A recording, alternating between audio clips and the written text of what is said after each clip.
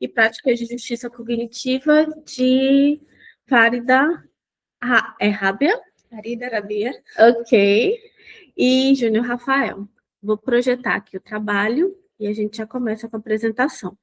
Lembrando que Farida tem 10 minutos de apresentação, 10 minutos e 5 minutos para a gente debater o trabalho. Enquanto projeto possível, me apresente, né? Sim. Eu só vou me apresentar rapidinho aqui, enquanto a Priscila vai projetar.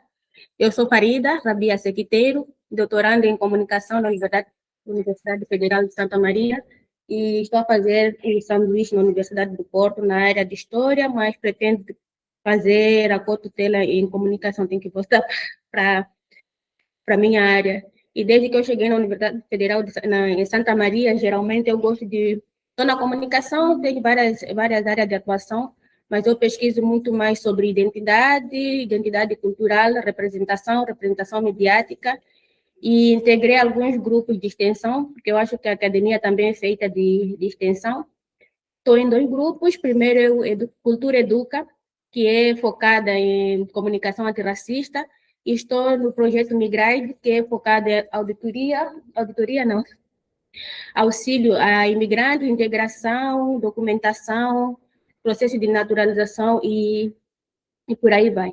Aí, né, para este projeto, colóquio, nós nos propusemos a falar sobre saberes experienciais no sul global, tratar de epistemologia e resistência de prática de justiça cognitiva, da autoria minha e do colega meu, Júnior Rafael, também, da Universidade Federal de Santa Maria. Aí, o que nos inquieta para poder fazer esses estudos? Nós percebemos que, mesmo nesse contexto em que se discute muito a decolonialidade, nós percebemos que a produção de conhecimento ainda é muito atravessada por hierarquias epistemológicas, estamos muito centrados no eurocentrismo. Aí, nós, mesmo quando tratamos sobre racismo, às vezes temos que ir buscar a bibliografia de apoio europeu, que não faz muito sentido ainda para nós.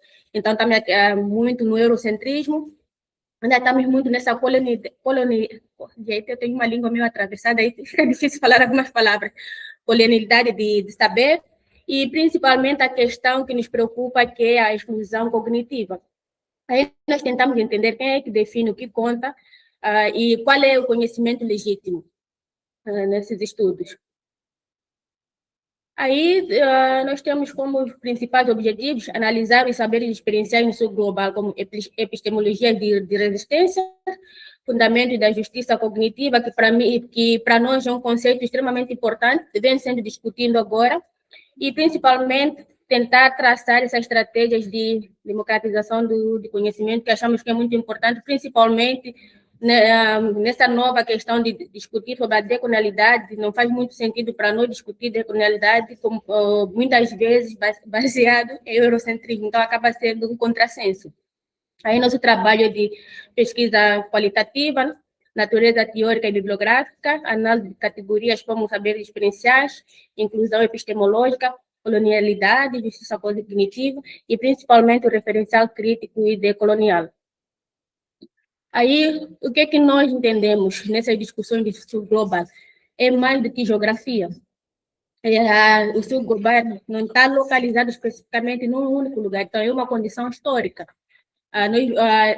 marcada para a questão da colonização, que nós fomos sofrendo, geralmente nas aulas de história, percebi que no Brasil é assim, em Moçambique também, muitas vezes, falou-se aqui dos outros trabalhos, da questão da educação, que fomos mal educados, temos que tentar nos reeducar. Eu gostei desse conceito.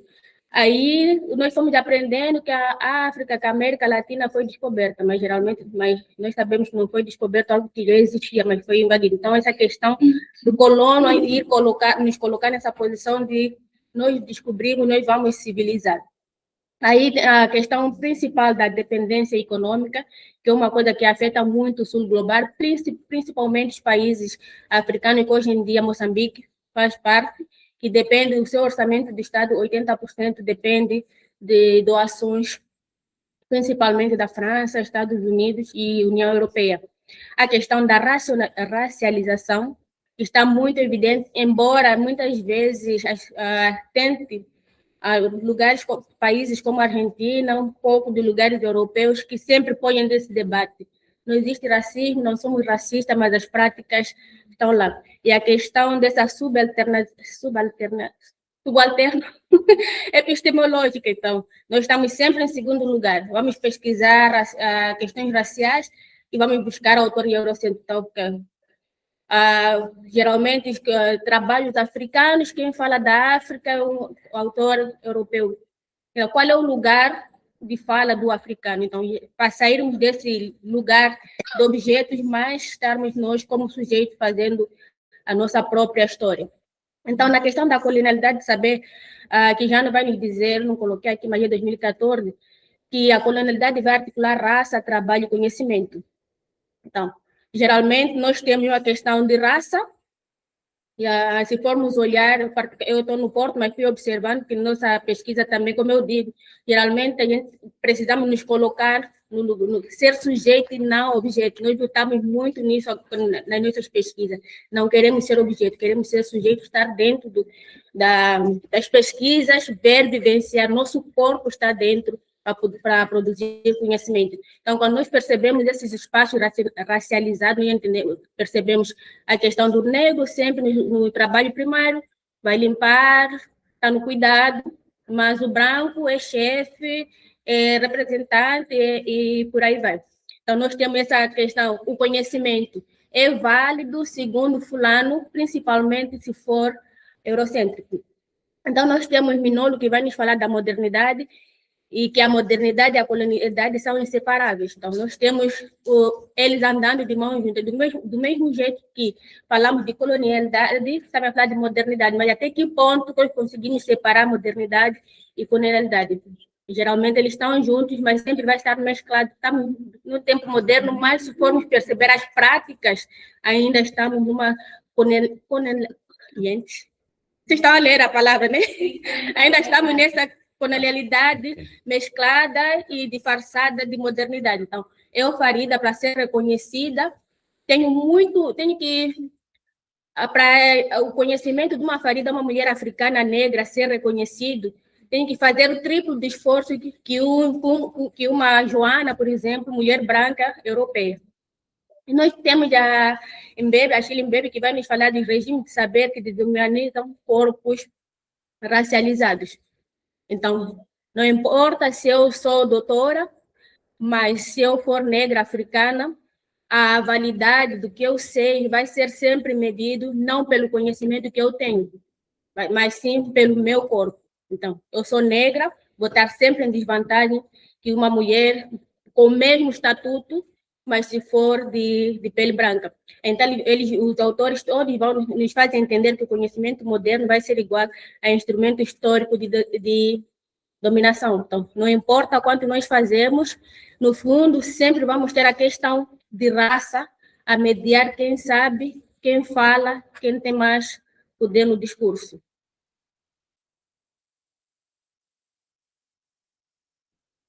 No mesmo diapasão, nós vamos encontrar os Santos, que também é 2014, eu não sei porque não fui colocando as datas ali, que vai nos falar do pensamento abissal, que eu acho que é extremamente importante para os estudos que nós vamos desenvolvendo agora, que vai dizer, nessa lógica, ele vai dizer o que define o que é visível, quem vai definir o que é que podemos ver. Vai produzir o inexistente. Do mesmo jeito, nós vamos ter essa dupla duplicidade. Se alguém define o que vai ver, também vai ser a mesma pessoa que vai definir o que não vai ver. Então, temos essa dupla. Vai nos falar também o que é que sustenta a monocultura do saber científico. Aí, ele nós concluímos que não há justiça social sem justiça cognitiva. Então, é impossível dizer que nós, geralmente, às vezes, até se diz, usar a palavra coloquial, estamos todos no mesmo barco. Não, não estamos todos no mesmo barco se o tratamento lá no barco for diferenciado. Então, se eu sei, se o meu saber é definido por certas categorias que não são equitativas, então não existe uma justiça social, se para o meu conhecimento ser reconhecido, tem que passar por um filtro que vai ser desigual ao conhecimento do outro.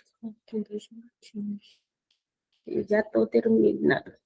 Aí nós falamos de educação crítica e experiência, vamos trazer o Paulo Freire, que vai nos falar que o conhecimento não é transferência, é uma construção situada, nós não transferimos, mas nós estamos ali localizados, e que negar o saber da experiência é uma forma de opressão. Eu digo que fulano não sabe, sem justificar, eu estou a oprimir o outro, tem que deixar o outro dizer por que sabe ou por que não sabe. Então, o que seriam esses saberes experienciais? Seriam saberes produzidos na vivência cotidiana, em que nos relacionamos, enraizados na memória coletiva, pode ser de um povo, de uma nação, situados historicamente, que são saberes relacionais que não são estáticos, mudam, e não são apenas pré-científicos, e são epistemologias legítimas. Aqui nós vamos falar da ecologia de saberes, que para nós é extremamente importante. É uma proposta de coexistência horizontal entre racionalidades. Todo saber supera uma ignorância específica, nenhum saber é universal. Aqui nós reconhecemos que todo saber é específico, ninguém sabe mais do que o outro, e principalmente a pluralidade amplia a compreensão. Então, existem vários saberes. Essa questão da ecologia. Existem vários saberes, ninguém sabe mais do que o outro. A interação desses vários saberes é que pode depois nos dizer. Cultura, resistência e hibridismo, que vai nos falar das culturas populares e híbridas, que vão reconfigurar a modernização, e essas, por sua vez, vão reproduzir alternativas mais simbólicas, que também podem nos levar à resistência e à da homogeneização. Deixa eu só trazer a questão da justiça cognitiva, está a tentar chegar aqui. Então, a justiça cognitiva vai ser, primeiro, direito de reproduzir conhecimento. Todos os povos, todas as nações, independente de raça, classe, gênero, sexualidade, têm o direito de reproduzir, de produzir, não reproduzir, de produzir conhecimento. Temos o direito de validar nossos próprios saberes, ninguém deve validar o saber do outro. Nós temos nosso próprio direito de validar nossos saberes. Temos direito à pluralidade epistemológica, não existe só um saber, todos nós podemos produzir. E, principalmente, não basta o acesso à universidade, é preciso transformar esses critérios de legitimação. E, finalmente, quando falamos de saberes experienciais, nós achamos que eles não são complementares, são estruturantes, ninguém complementa, todos eles cada um vai criar as suas próprias estruturas. Aí nós pensamos que temos que rever o regime de validação, temos que reconhecer a pluralidade epistemológica e, principalmente, assumir que todo conhecimento é situado. Sem justiça cognitiva, nós acreditamos que não há democratização real de conhecimento. Obrigada, e a gente pode continuar. Muito bem, Fárida. Então, estamos abertas a reflexões e a perguntas para a Fárida. Alguém quer fazer um questionamento? Alguma pergunta, alguma reflexão? Eu gostaria Sim. dizer que a pesquisa dela é muito interessante e que, como nós estamos distantes, às vezes, desses movimentos, principalmente quando não se atenta para o letramento racial, para este movimento de compreensão de tudo que historicamente está posto e como devemos, em sociedade, fazer essa inter-relação desses saberes e essas construções. Obrigada. Eu tenho uma reflexão, Fárida, sobre a questão da justiça cognitiva. Como é que ela funciona metodologicamente? Como é essa estrutura metodológica? Como posso compreender ela? Como é que você faz essa estrutura metodológica? A parte que eu pulei aqui é dos projetos que eu disse que nós fazemos parte, porque a maior parte das nossas pesquisas nós nos centramos nisso. E na parte da justiça cognitiva, muito mais do que os autores falam, nós compreendemos que nós estamos dentro do processo. O que acontece? Geralmente, quando se fala do continente africano, vai ser um europeu que vai falar do continente africano. Então, como é que ele vai realmente relatar sobre a vivência de um continente que ele não faz parte, às vezes nunca foi? Então, não vai existir uma justiça cognitiva, que é justiça de conhecimento, naquilo que ele vai falar. Para que haja justiça cognitiva, que depois vai nos trazer a questão da justiça social, nós temos que parar de ser objeto e ser sujeito, que geralmente é isso. Vou estudar sobre Moçambique, coloca Moçambique, é um europeu nesse caso, porque está me falando muito sobre isso, que vai estudar sobre o continente, o Moçambique. Então, é deixar de ser sujeito, deixar de ser objeto, para ser o pesquisador. para ser sujeito, fazer parte da pesquisa. Então, eu não vou estudar a Priscila, mas eu e a Priscila podemos estudar a Priscila. Então, a Priscila não pode ser um objeto para mim, sendo que eu não conheço até a vivência. O que eu disser pode não ser verdade. É aí a questão que entra a questão, é aí que nós falamos da questão da justiça. Então, eu não conheço a Priscila, simplesmente vou chegar aqui e vou dizer, a Priscila é antipática, eu nunca vi, e vou propagar essa suposta verdade. Então, nós estaríamos a incorrer a essa injustiça, porque eu coloquei a Priscila como objeto, estudei nas minhas lentes, que é uma parte que eu não falei, que é muito importante observarmos as lentes. E isso, nós quando conversamos no nosso grupo de trabalho, geralmente nós usamos muito o cotidiano, que é para nos inserirmos. Aqui que se diz, quem é feliz é quem casou, ou quem não é feliz não casou. Como é que tu vais avaliar o casamento do outro sem estar lá? Então, a minha lente de ver o mundo é diferente do outro. Por isso que os autores aqui são, a parte convergente deles todos, é dizer que temos que deixar de ser objeto de estudo dos outros. Principalmente o Mbembe, que é um ator africano, ele repetiza muito, temos que deixar de ser objeto dos outros, passar a ser sujeito. Eu produzo a história e tenho que ter legitimidade de dizer que essa minha história é real. Então, metodologicamente, seria a estrutura... A estrutura principal. Que está formado a pesquisa. Exatamente, entendi. Aí, sair do objeto e passar a ser sujeito. Eu não posso dizer que um casamento é feliz, sendo que eu não vivo, ou infeliz, sendo que eu não vivo. Como é que eu posso fazer, avaliar? Entendi. Muito obrigada, Fárida. Alguém com mais alguma outra reflexão? Ok, muito obrigada, Fárida, pela sua pesquisa. Fárida tem um horário marcado para viajar. Por isso que a gente precisa cumprir os horários, né? E por isso que a gente fica preocupada com os horários. Muito obrigada, Fárida, pela sua apresentação. Agradeço muito a compreensão. Sim. Obrigada. Vai lá.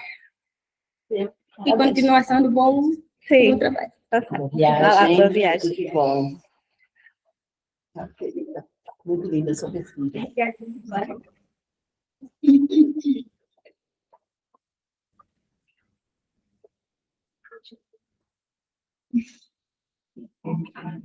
Vamos seguir? Sim. Os outros trabalhos não estão presentes? Quem? Os outros trabalhos não... Não, eles não vão estar porque é um tipo de revolta contra mim, porque certamente eu tive problemas com elas. Vamos lá.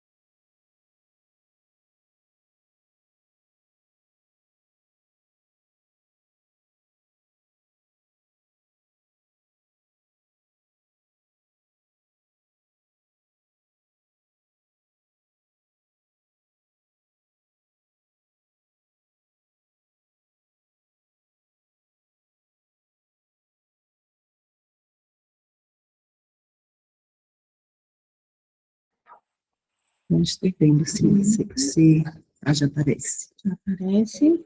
E é esse aqui. Pronto, perfeito. Obrigada, Priscila. Bom dia a todos. Eu sou a professora Lisiane Weber, da Universidade Federal da Bahia.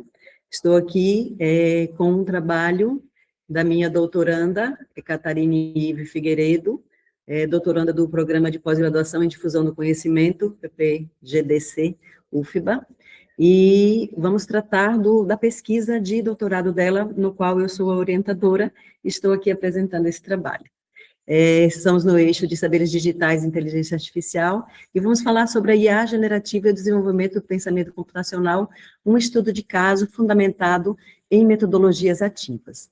Então, podemos observar que, atualmente, temos num cenário atual, temos muito importante a incorporação contínua de novas abordagens metodológicas inovadoras, e a gente sabe que o processo de aprendizagem é um processo complexo, e o saber está cada vez mais interrelacional. Então, a pesquisa, ela discute o uso de novos métodos de ensino e aprendizagem na educação contemporânea, com ênfase, então, no ensino superior, principalmente com a expansão da inteligência artificial. E aí, dentro deste movimento, nós temos várias formas de trabalho e várias formas de trabalhar, principalmente baseado em projetos. Então, dentro do objetivo geral desta pesquisa, que está sendo desenvolvida, o objetivo é propor a implementação de uma estrutura metodológica fundamentada em metodologias ativas, especificamente entre dois movimentos, a aprendizagem baseada em projetos e a aprendizagem baseada em equipes, que são dois movimentos pedagógicos, metodológicos, distintos, mas que podem ser usados conjuntamente. Então, dentro deste movimento, nós temos a aprendizagem, as metodologias ativas dentro da aprendizagem de projetos e de equipes, elas trazem no seu bojo, segundo Maciel, dois movimentos principais, trazendo as metodologias ativas no ensino superior como contribuintes de um desenvolvimento de habilidades e competências para o exercício dos estudantes na pesquisa e na construção do seu conhecimento, e a inteligência artificial juntamente com as metodologias ativas, quando elas são aplicadas na educação contemporânea, oportunizando vencer os desafios que a pesquisa exige e também todo o processo de construção do conhecimento num espaço de experimentação pedagógica de uma sala de aula. Vamos agilizar para cumprir o tempo. Sim. Bom, ainda podemos pensar a aprendizagem baseada em projetos como fundamentada na colaboração e na interdisciplinaridade, e trazer a aprendizagem baseada em equipes centrada no ensino colaborativo e na construção compartilhada do conhecimento. Qual é a diferença? Quando estamos trabalhando na aprendizagem baseada em projetos, o foco é o estudante e o professor é o mediador.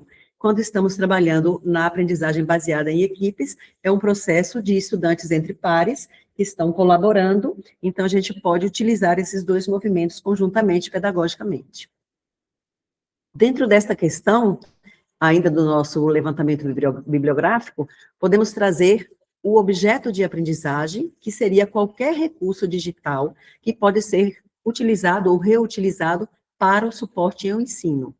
E também, dentro do movimento da experiência do usuário, como seriam essas percepções e reações de uma pessoa que resultam do uso ou da utilização de um produto ou um sistema. E a gente está trabalhando aqui numa pesquisa que será desenvolvida no curso de engenharia de software de uma universidade, um grupo de estudantes, onde vão se utilizar esses elementos, esses mecanismos, para observar algumas questões.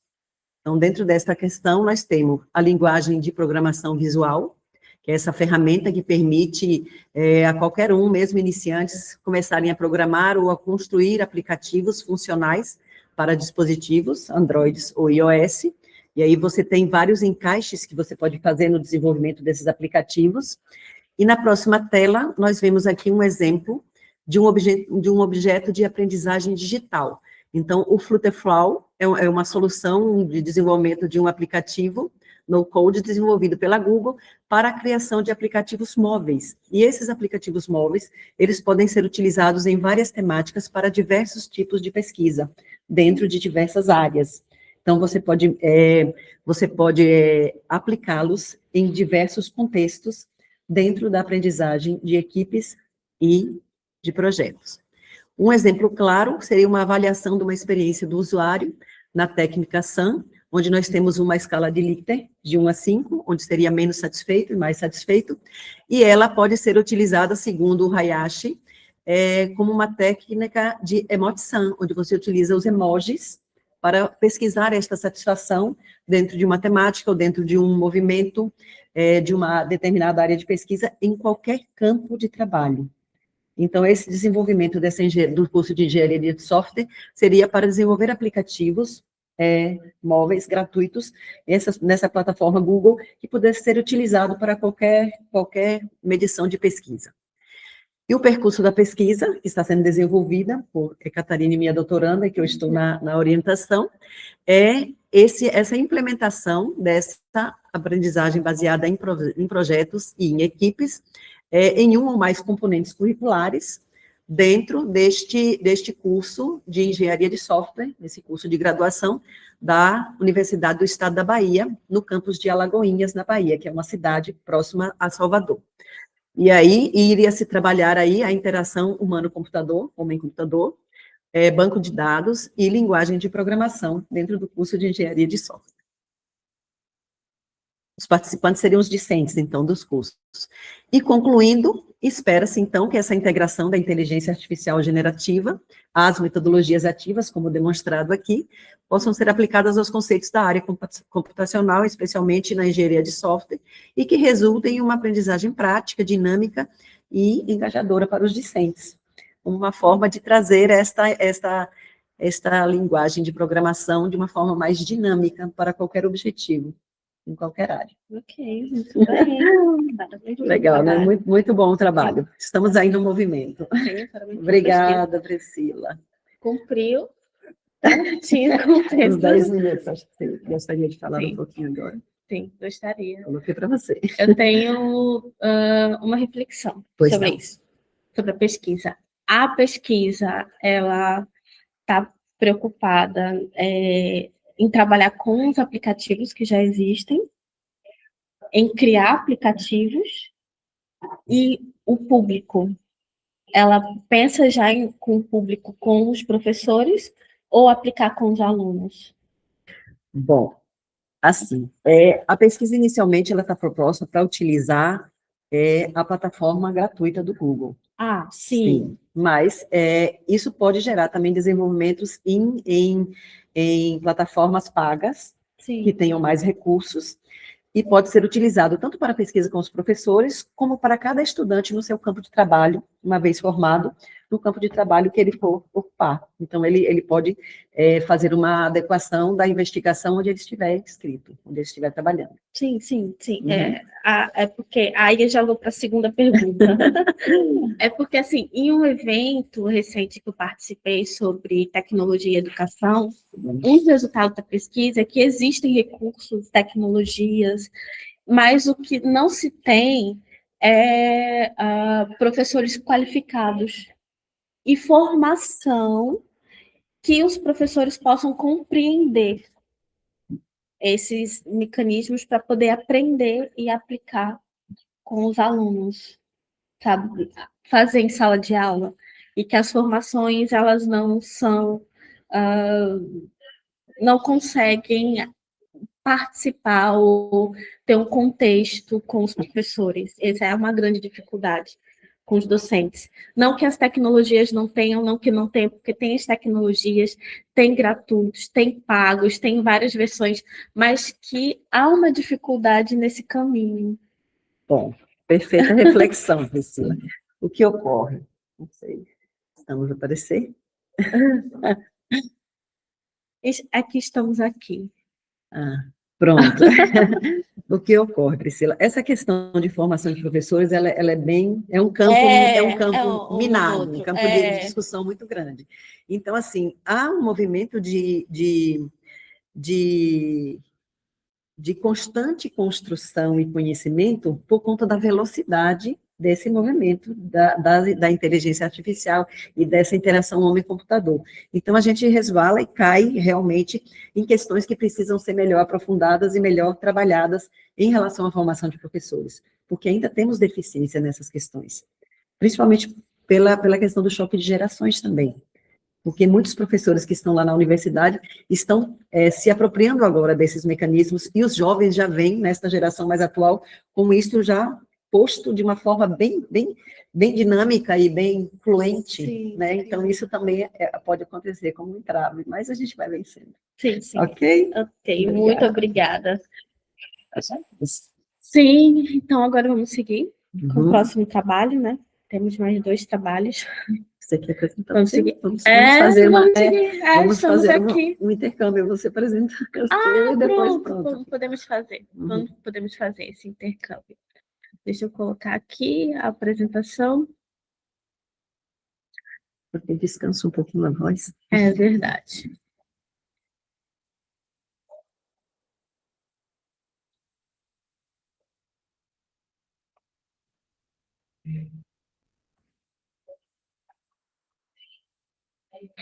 Só um segundo que eu estou abrindo aqui a apresentação. Não.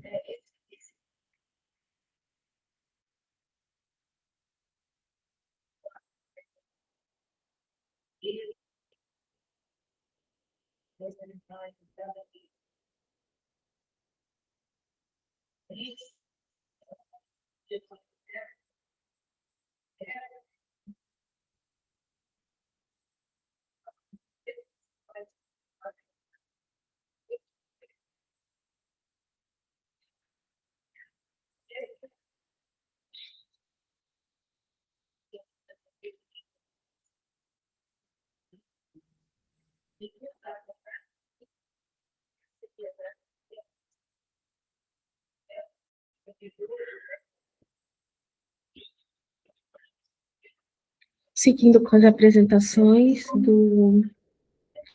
das mesas de trabalho hoje, vamos apresentar a pesquisa Saberes em Travessias, Memórias, Diversidade e Aprendizagens.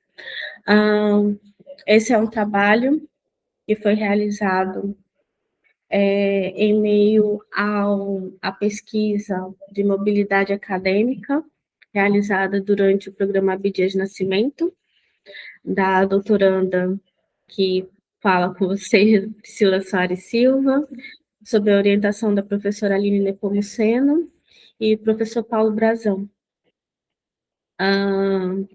A pesquisa, ela traz a reflexão sobre mobilidade acadêmica como um processo de aprendizagem situada, marcada por encontros, estranhamentos e refigurações identitárias, a partir das reflexões de Ambrósio Pimenta, e as aprendizagens vão além de espaços formais, pensadas em conhecimentos produzidos pelas relações, pelos corpos e pelos territórios. E aqui a gente reflete a partir de Bell Hooks.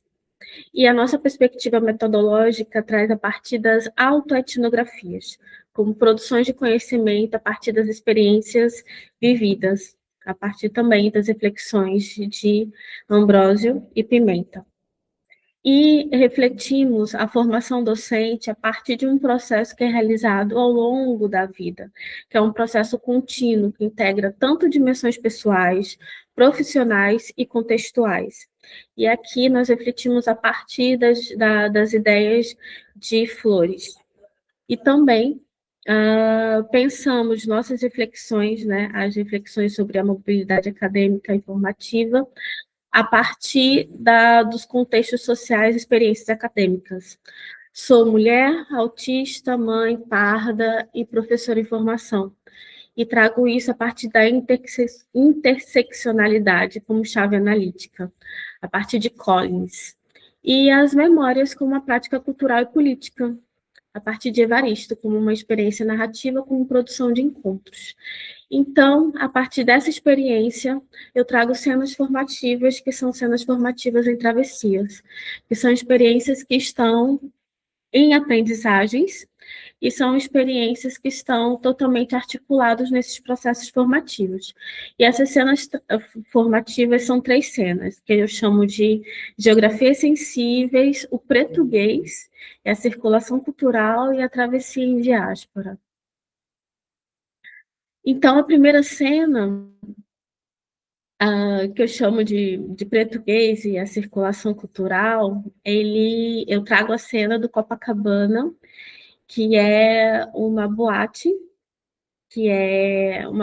daqui de Funchal, e é a língua portuguesa em movimento. E aqui eu chamo a atenção do funk. Eu amo funk. Então, uma das questões que eu encontrei aqui em Funchal é a questão da música brasileira. Então, em vários locais que você anda aqui em Funchal, que você encontra o MPB, o funk, a música brasileira, até mesmo o pagode brasileiro mesmo tocado por outras pessoas, até mesmo o desfile do carnaval. Teve-se o desfile do carnaval em Funchal. E o desfile do carnaval em Funchal com as músicas das escolas do Rio de Janeiro. Então, é uma língua que está em constante movimento e é uma língua que traz um processo de uma reconfiguração cultural, né? Então, assim, é uma língua que até as professoras que estão em formação, futuras professoras, se preocupam, comentam que os pequenos estão falando agora, em vez de casa de banho, estão falando banheiro. Então, já é uma língua que está em grande circulação. A segunda imagem que eu trago, essa imagem eu fiz uma reconfiguração da IA, para não trazer as pessoas, né, por uma questão ética, mas os elementos são a foto, as imagens, os elementos são os mesmos, mas as pessoas não são. Eu pedi que a IA mudasse a imagem das pessoas, que é a travessia diáspora. Então, traz uma experiência migratória e mostra a questão das diferenças e das desigualdades, né? E traz a ideia do pertencimento e dos contextos urbanos e das diferenças, né? E dessas diferenças e de como os espaços geográficos eles demarcam territórios, demarcam espaços também. E como as geografias também são sensíveis. Uma das questões que me tocaram aqui em Funchal foi como alguns espaços eles despertam memórias e como alguns espaços eles fazem com que eu tenha o sentido de lugar. E esse sentido de lugar me remete muito aos lugares de pertencimento brasileiros. Aqui é o centro de Funchal. Me lembra muito as ruas de Copacabana do Rio de Janeiro. Uhum. Aqui nós temos o Forte de São Tiago. Não tem como ver o Forte de São Tiago e não lembrar dos fortes de Penedo, em Alagoas. Aqui é uma das ruas da Zona Velha de Funchal. Como não olhar as ruas e não lembrar das ruas do Pelourinho? Essa foto foi tirada há 2 dias. Como não olhar essa paisagem de Funchal e não lembrar das montanhas e dos morros do Rio de Janeiro? Apesar de que toda a estrutura é diferenciada, né? Há uma estrutura muito diferenciada em relação ao Rio de Janeiro. E uma cena final que eu trago aqui para vocês e para essa reflexão, que essa travessia e que esse processo formativo e vivenciar essa experiência de mobilidade acadêmica é uma experiência de memória. E ela é uma experiência de formação também. E ela se constrói pelos encontros, pelos territórios, pelas aprendizagens. E aqui fica um momento de gratidão a todas as companheiras que estiveram comigo presentes nesse momento. E que agora a gente parte, né, para os nossos lares. Estamos já de partida. Agradeço a CAPES pelo financiamento, ao Programa Abdias Nascimento, à Secretaria de Estado da Educação pela liberação de poder fazer essa mobilidade acadêmica, a Universidade Federal de Sergipe, sobre a coordenação da professora Marisete, pela formação acadêmica, à Universidade da Madeira, pelo acolhimento institucional, ao Grupo de Pesquisa em Educação e Formação Ambiental, pelo espaço da pesquisa, à professora Aline, ao professor Paulo, pela orientação, pelo acompanhamento e travessia. e que a travessia continue produzindo encontros, aprendizagens, novos caminhos. Obrigada. Perfeito, Priscila. Obrigada. Muito interessante, um olhar tão sensível, né, da sua pesquisa. Meus parabéns, parabenizo, e como é importante a gente ter esse olhar ampliado sobre as coisas, né? Sim. Não só no foco, mas no contexto onde tudo ocorre. Então, sua pesquisa é muito sensível, muito pontual, assim, porque traz movimento de saberes experienciais, né? Sim. E saberes afetivos também, né? Que a gente constrói ao longo da vida, nas nossas passagens. Muito interessante esse olhar sobre a mobilidade acadêmica. Meus parabéns. Obrigada, obrigada. E agora vamos seguir para o próximo trabalho, o trabalho que encerra esse momento da manhã. Sim. Então, vamos lá. Deixa eu fechar aqui todas essas apresentações. Vai ficar somente de agora, né? Sim.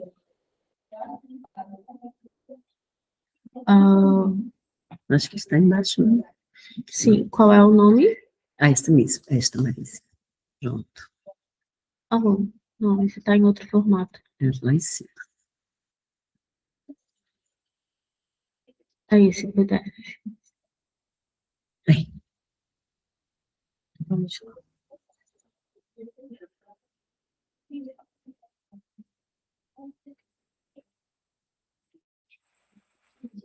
Não está ainda projetando. Projetando. Ele vai ampliar, não.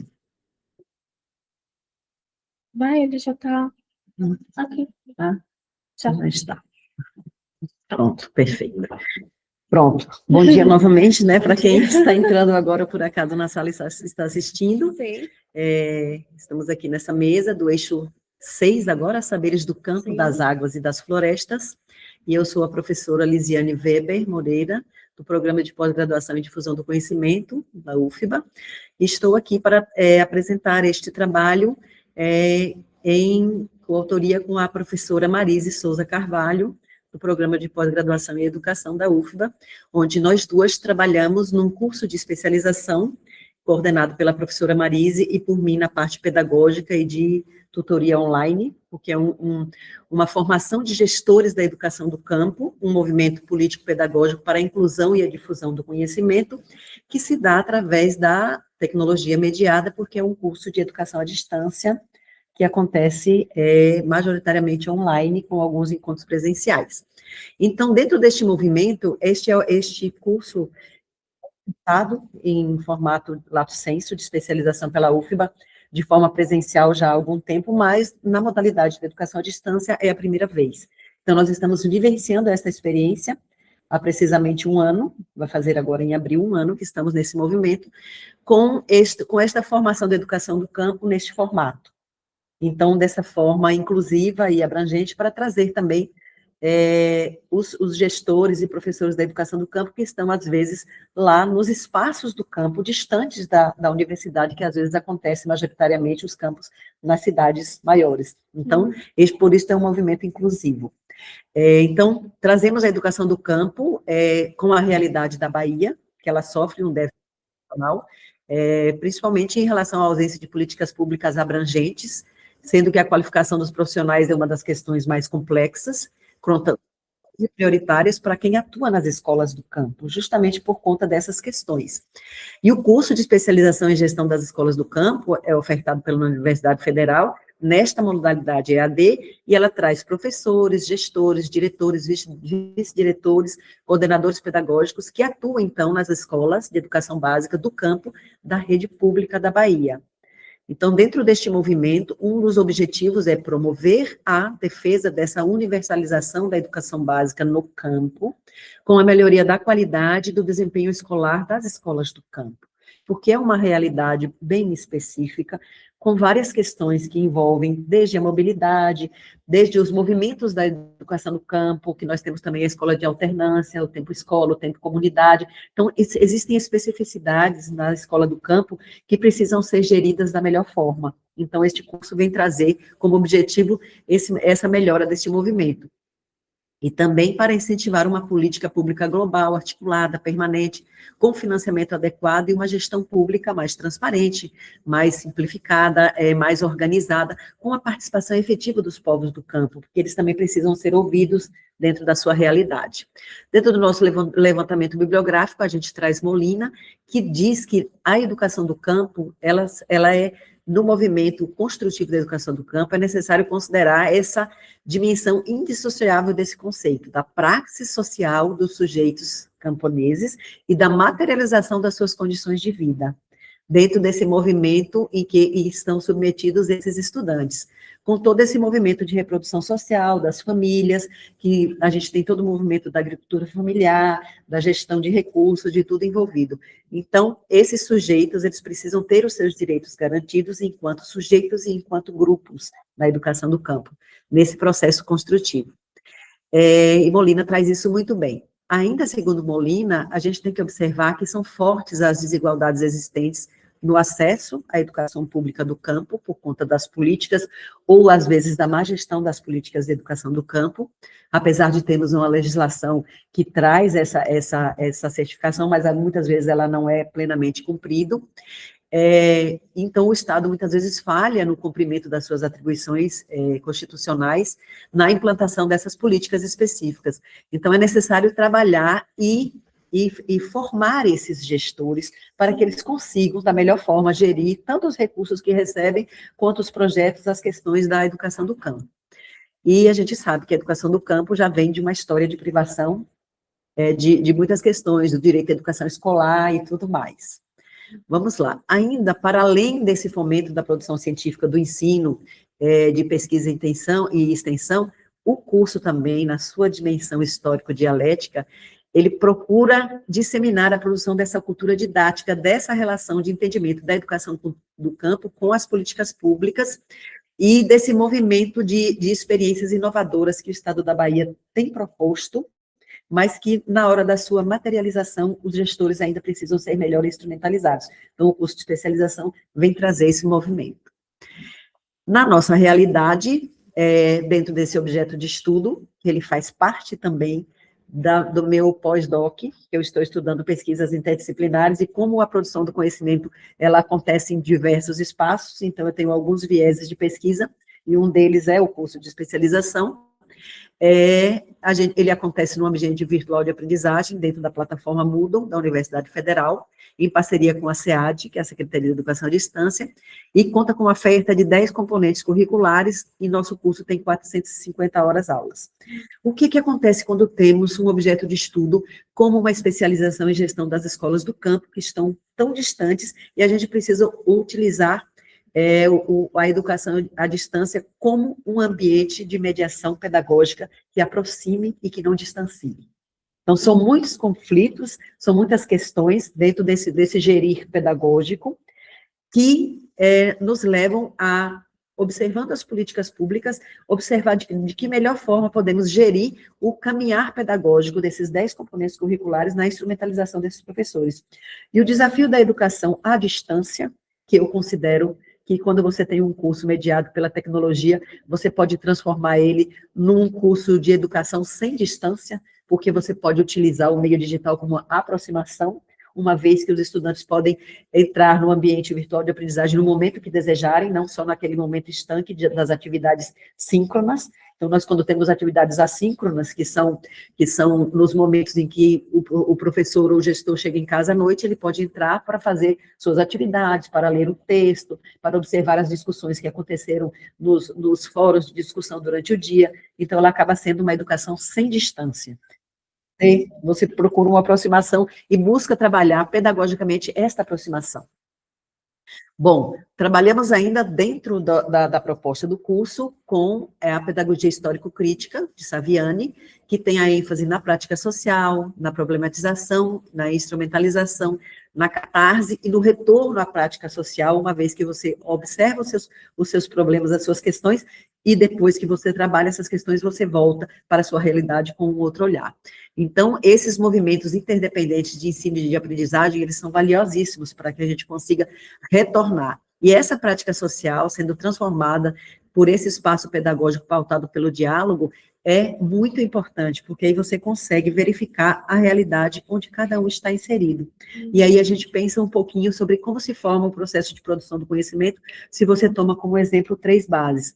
Uma base conceitual, de conceitos, questões que você traz, uma base experiencial, que é daquilo que você vivencia, das suas experiências, e uma base subjetiva, que é aquela base afetiva, do querer, da subjetividade do sujeito, que forma este tripé e que vai propiciar essa construção desse conhecimento, essa tomada de decisões e esse avanço em qualquer esfera, em qualquer campo. Mas vamos adiantar mais um pouquinho, porque temos um tempo, né? Sim. Bom, e aí a mobilidade da educação no curso, ela é concebida como esse processo que falamos, de ensino-aprendizagem, em que os sujeitos se encontram em tempos e espaços diferenciados, mas em constante comunicação, mediados pelas tecnologias digitais que o curso proporciona. Nessa ótica, a concepção de educação à distância fundamenta-se nessa perspectiva histórico-crítica que concebe o homem na sua totalidade, sujeito dos seus processos educativos e suas múltiplas e históricas necessidades. E, para já chegarmos à conclusão, dizemos, então, que este curso de especialização em gestão das escolas do campo busca formar esse conjunto de educadores das escolas do campo, oriundos de diversos campos do conhecimento, porque nós temos professores formados em diversas áreas lá, que estão atuando, de forma crítica, superadora, desde o enfrentamento de uma problemática científica comum, né, que são as questões políticas da educação do campo, para contribuir no enfrentamento desses problemas centrais da organização e da gestão das escolas do campo, que tem as suas nuances, para a superação de modelos tecnicistas de planejamento e de gestão educacional e trazer um programa mais participativo, mais democrático e que atenda às necessidades do campo. E encerramos, então, com as nossas algumas referências principais, Paulo Freire, né, da Pedagogia da Autonomia, que é um grande autor que embasa as discussões, Molina, que traz um dicionário de educação do campo muito legal, onde você tem todo o movimento, e Saviani, com o nosso autor da Pedagogia Histórico-Crítica. Perfeito. Muito obrigada. Acho que demos um recado, não? Deus. Muito obrigada. Podemos refletir. Eu tenho, sempre tenho. Sempre questões, ótimo, perfeito, Priscila. Sempre tenho reflexões. Quem são esses professores? Eles podem ser da rede pública, rede privada, eles podem ser professores ainda Não podem ser formação que é curso de especialização. Mas esse nosso público-alvo, então, sim, vamos lá. Bom, são majoritariamente professores, diretores, vice-diretores e coordenadores pedagógicos das escolas públicas que se inscrevem nas especializações da UFBA, que são gratuitas. Muitos já têm algumas especializações, têm diversas graduações, muitos já têm, inclusive, mestrado, outros já são até doutorandos. Eles precisam estar atuando... Eles precisam estar atuando na rede, nas escolas estaduais ou municipais. Mas precisa estar atuando no campo, na educação do campo. Sim, eles precisam estar atuando na educação do campo.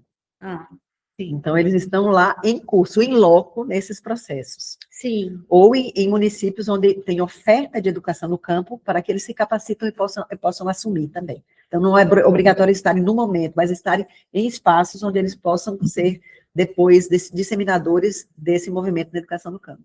Sim. Eles fazem algum produto, assim, um artigo... Um produto educacional, uma ação educacional, alguma coisa assim, na especialização? Perfeito, vamos lá. Qual é o nosso TCC, o nosso trabalho de conclusão de curso? O trabalho de conclusão do curso é um projeto de pesquisa de intervenção. Então, era algo que eu ia colocar ali, acabei... Obrigada por perguntar, Priscila.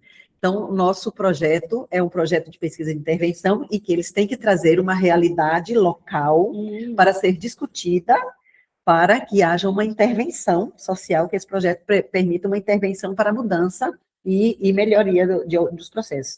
Então, cada um dos estudantes é um trabalho individual, e nós temos no município, às vezes, 2 ou 3 professores, então cada um, às vezes, está como coordenador pedagógico, outro está como gestor, diretor, outro é só professor em sala de aula. Então, dentro de um mesmo município, você vai ter 3 produtos diferentes, cada um com um olhar, com uma pesquisa de intervenção direcionada ao foco de atuação de cada um. Então... Interessantíssimo. Eu faço essas perguntas porque eu trabalhei muito tempo como supervisora em cursos mais sobre ECA, direitos humanos, sim. e a gente sempre trabalhava também como produtos educacionais, como projetos de intervenção.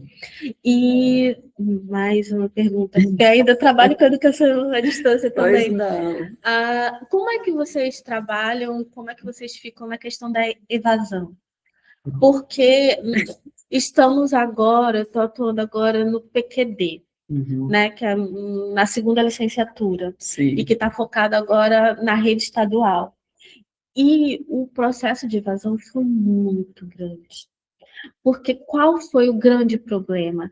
A liberação para que esses professores pudessem participar das aulas presenciais, que não tinha. Então, mesmo sabendo que esses professores estariam nesse PQD, que era uma atividade do Estado, mas aí às vezes não tinha essa liberação, tudo, teve esses conflitos, né? Que é algo que certamente nos relatórios a gente vai explicar, que precisa disso tudo. E aí tivemos um grande índice de invasão, ou de evasão. E aí, como fica? Não sei se foi o caso de vocês, Pronto, se vocês tiverem. vamos lá. O nosso curso já está no 8º componente. Nós faltamos ainda 2 componentes para concluir o nosso curso, ele está no 8º componente, e nós estamos com um índice de evasão razoável, em torno de 25%. É pouco. É pouco ainda, porque estamos num movimento de busca ativa. Isso é bom. Para retomar alguns cursistas, que participaram, inclusive, agora de uma oferta de repercurso. Então, estamos traçando algumas estratégias e sentimos algumas dificuldades também, porque alguns cursistas, eles matricularam-se em mais de uma especialização ao mesmo tempo, e às vezes há um choque, aí eles priorizam um curso ou outro curso. Então, temos sentido também essa dificuldade, temos trabalhado com os elementos que temos para tentar não aumentar, diminuir a evasão. Sim, essa estratégia é interessante, podemos pensar nessa estratégia também. Sim, ok. Sim, muito obrigada. Muito obrigada, eu que agradeço aqui a Universidade da Madeira, essa oportunidade, muito importante estar aqui, trazendo esses conhecimentos e trocando. Sim. Obrigada. Muito obrigada pela sua participação, muito obrigada pela sua experiência, muito obrigada pela... Olha, eu posso até dizer, pela sua troca de energia, que foi muito importante hoje. Obrigada. Muito obrigada por tudo, gente, e até as nossas próximas mesas, nossas próximas atividades. A gente está encerrando. À tarde temos, né? À tarde temos mesas. Atividades, temos mesas de encerramento, e hoje a gente encerra as nossas atividades. Até.